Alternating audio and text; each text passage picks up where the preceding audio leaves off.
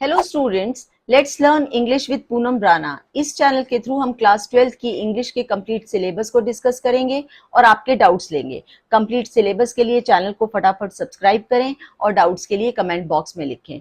इसी सीरीज में स्टूडेंट्स हम बात करने वाले हैं आज lesson 2 of Flamingo which is lost spring stories of stolen Childhood, जिसे लिखा है अनीस जंग ने। स्टूडेंट्स, आज की वीडियो में हम डिस्कस करने वाले हैं टाइटल और theme. That what is the significance of the title, कि स्टोरी के अंदर सिग्निफिकेंस क्या है, क्योंकि ये स्ट्रेट या डायरेक्ट टाइटल नहीं है। ऑथर ने इसको थोड़ा सा जो है वो ट्विस्ट करके लिखा है, तो it's very important that we should understand the meaning of the title. तो चलिए पहले बात कर लेते हैं हम टाइटल की, which is lost spring stories of stolen childhood. Stolen childhood किसके चाइल्डहुड की बात हो रही है जो कि इस वक्त स्टील हो चुका है। स्टूडेंट्स, इस स्टोरी के दो मेजर कैरेक्टर्स हैं। फर्स्ट इज साहिब आलम और सेकंड है इसमें Mukesh. Sahib Alam belongs to the family of rag pickers and Mukesh belongs to the family of bangle makers. दोनों के दोनों बच्चे जो है वो बहुत ही ज्यादा मिजरेबल लाइफ लीड कर रहे हैं। They are trying their best to support their family.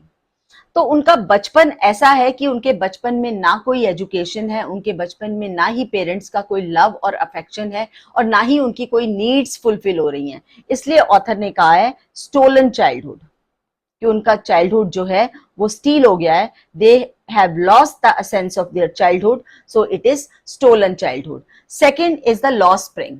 उनकी लाइफ का स्प्रिंग भी लॉस्ट हो चुका है। स्टूडेंट्स, यहाँ पर ऑथर ने स्प्रिंग सीजन के साथ उनके जो बेस्ट फेज ऑफ लाइफ को यानी कि चाइल्डहुड को कंपेयर किया है। Childhood is the best phase of life, likewise spring is the best season.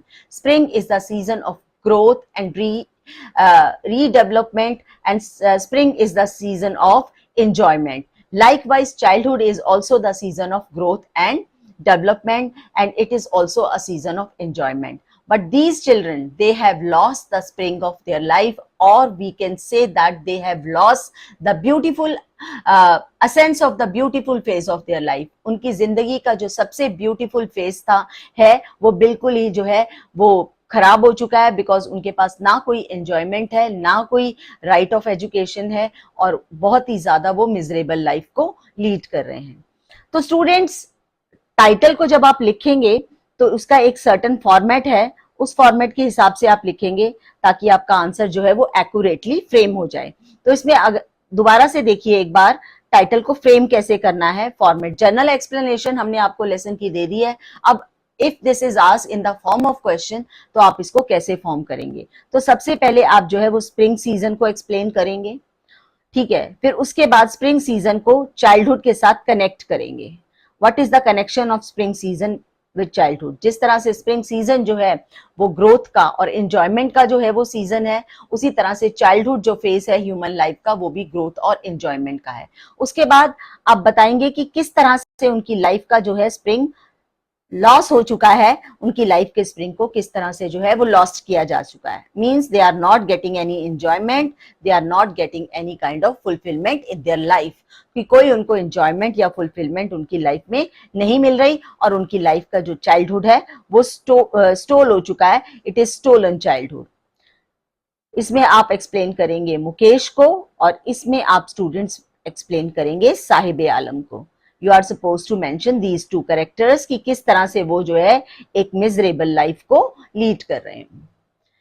तो students, this was about the discussion of the title. उसके बाद आई होप कि आप लोगों ने एक स्क्रीनशॉट ले लिया होगा how to frame the answer, कि आपको आंसर को कैसे फ्रेम करना है। उसके बाद नेक्स्ट स्टूडेंट्स हम बात करने वाले हैं इसमें थीम की।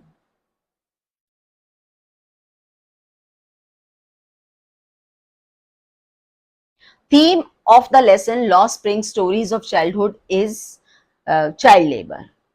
अब तक तो आपको पता लग गया होगा कि दोनों के दोनों जो इस स्टोरी में चाइल्ड हैं, चिल्ड्रन हैं, one is the Mukesh, second is the Sahib Alam. उन्हीं की लाइफ को जो है वो एक्सप्लेन किया गया है, मिजरेबल प्लाइट को एक्सप्लेन किया गया है।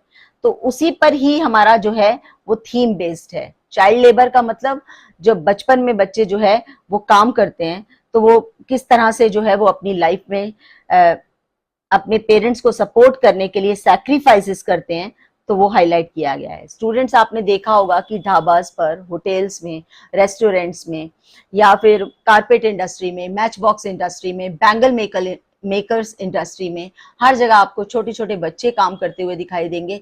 Y these children are employed for work? क्योंकि इनको कम पैसा देना पड़ता है, दे आर लो पेड, और उसके साथ साथ इनको जो है वो हम अपनी मर्जी से भी मोल्ड कर सकते हैं। तो कहीं ना कहीं अनीस जंग ने जो है वो एक कमेंट किया है चाइल्ड लेबर पर।